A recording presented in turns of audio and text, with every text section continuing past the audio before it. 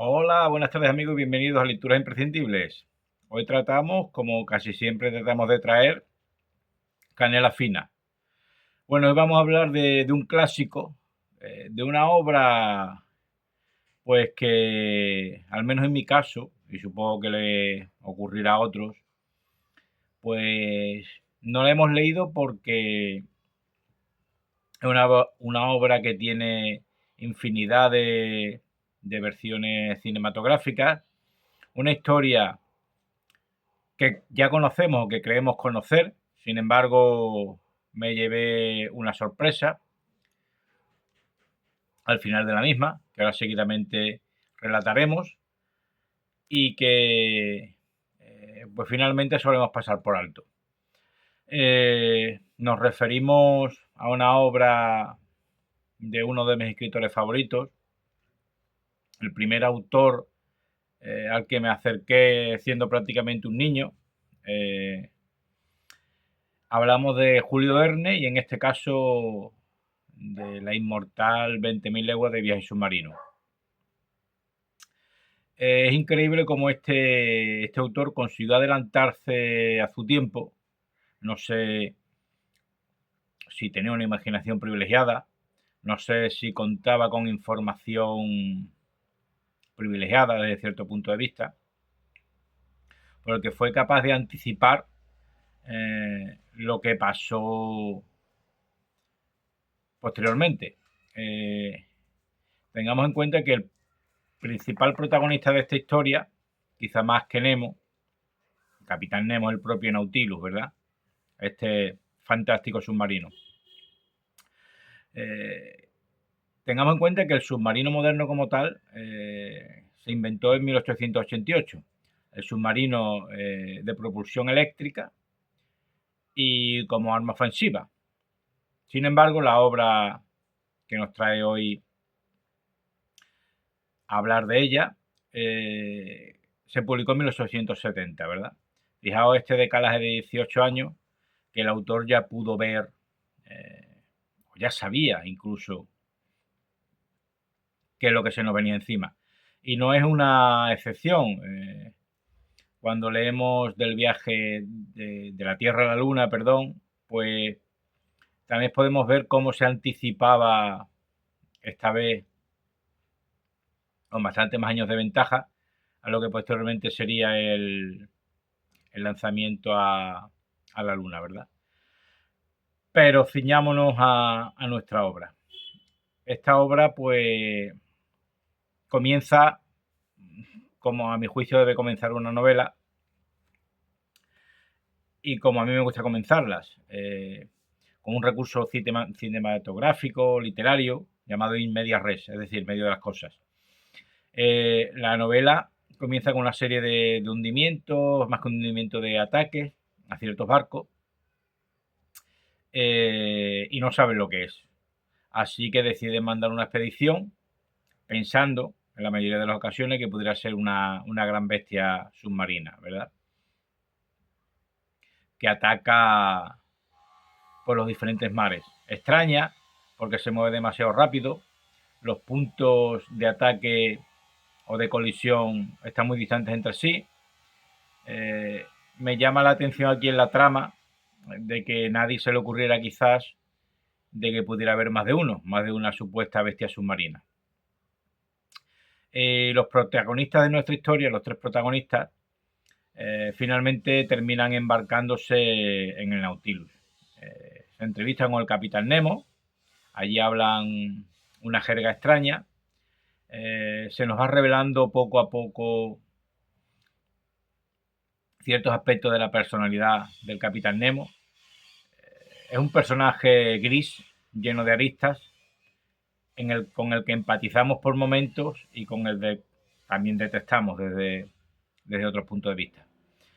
Y este capitán pues empieza a revelar las maravillas marinas a estos tres forzosos pasajeros. Es verdad que el autor aquí abusa en demasía de las descripciones, ¿verdad? Tenemos que ponernos en el contexto de la época. a propósito de que tantos tipos de peces, de moluscos, de algas, no eran tan conocidos por el gran público. Y aquí, pues el autor, en estas 20.000 leguas del viaje submarino, pues los describe con gran riqueza. Y la trama se va desarrollando a través de un viaje, ¿verdad? Un viaje a través de todos los mares, desde el Ecuador hasta el Polo Sur, pasando por el Mediterráneo y por una serie de accidentes geográficos, pues que incluso para mí hoy día yo no conocía.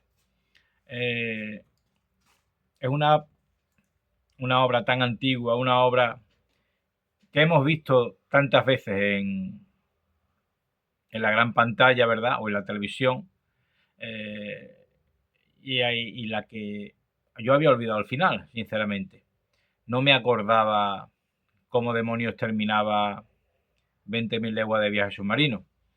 Porque creo que es positivo, tanto en una novela como en la vida, nos centramos más en el viaje que lo que es el final, la combinación del mismo. Y bueno, la verdad es que el final pues me ha sorprendido, no lo recordaba. La novela termina como me gusta a mí que terminen las novelas y como me gusta a mí terminar mis propias novelas, que es con un final abierto.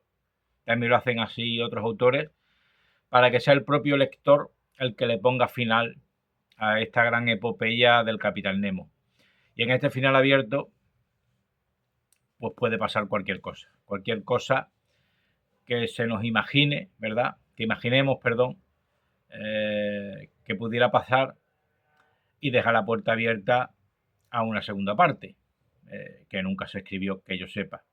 Como sucedió de la Tierra a la Luna, que sí tiene una segunda parte que casi supera a la primera y de la que ya hemos hablado en este canal. Son las ventajas, a mi juicio, de este final abierto. Es cierto que la novela pues cierra algunos capítulos, como son el destino de los 3 pasajeros forzosos, pero deja en el aire, en la imaginación, lo que es el destino tanto del Capitán Nemo como del Nautilus. Cierto es que tenemos que ir a otra novela posterior del gran Julio Verne, cuál es la isla misteriosa, pues para verdaderamente intuir qué es lo que pasó con el Nautilus. Y en esta obra posterior aparece como elemento accesorio el propio Nautilus y ya nos podemos hacer una idea de lo que pasó con él. Es decir, tenemos que ir a una obra posterior en la que el autor de manera magistral retoma al final de la misma lo que fue el destino del Nautilus para darle una salida a los personajes en esta segunda obra. Y de esta obra pues nos tenemos que quedar con la enorme riqueza descriptiva de Julio Verne, que se anticipa a la historia. Es verdad que a veces para un lector actual puede cansar tanta descripción,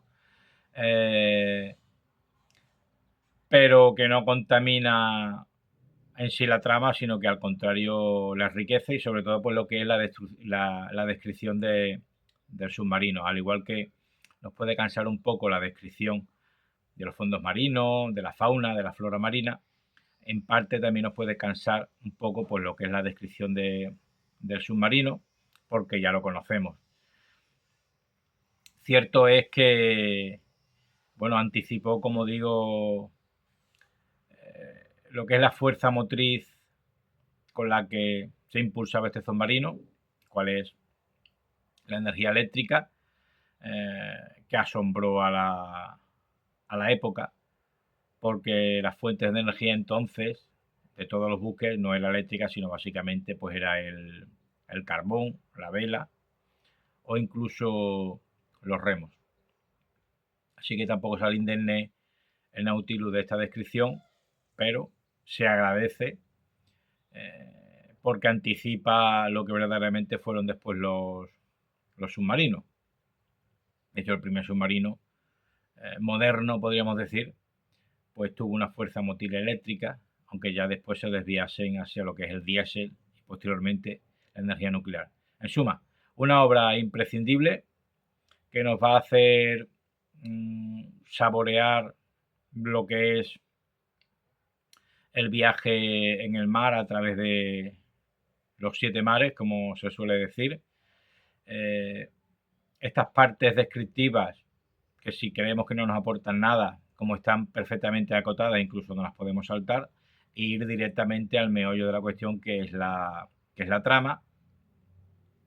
Y hay ciertos hitos que resultan apasionantes en la obra. Y aquí voy a hacer un poco de spoiler, como si me lo permiten ustedes, por lo que si quieren pues parar el vídeo, pero no me puedo resistir a citar que al final de la obra, pues navegando por el Atlántico, lo que es el Nautilus desciende hasta lo que fue, en teoría, la Atlántida. Incluso desde un punto de vista de mi curiosidad, traté de buscar la posición de la Atlántida según el relato de Julio Verne, teniendo en cuenta la última posición que el autor refleja del submarino, así como su dirección y su velocidad. En suma, una obra que no nos podemos perder, una obra que merece la pena leer o releer, una obra que seguramente, como ya es una película antigua, ya pocas veces la reponen, tenemos que ir a buscarla, y siempre lo que es la riqueza descriptiva pues va a ser mucho más rica en la novela, porque en poco más de 2 horas pues no da tiempo material a reflejar toda la riqueza de la flora y la fauna marina, de algunas especies pues que por desgracia pues no existen ya, y los diferentes ítems por lo que va pasando el Nautilus pues nos llena de emoción, nos hace espolear nuestra imaginación, sobre todo, pues como digo, con el hallazgo de tesoros hundidos, con la exploración de los fondos marinos y, como no podía ser de otra manera, con el encuentro de la Atlántida. Y al final, pues que a mi juicio es inmejorable. Muchas gracias por vuestra atención. No olviden suscribirse si no lo están, que es completamente gratuito. Por favor, denle like, comenten y compartan. Muchas gracias.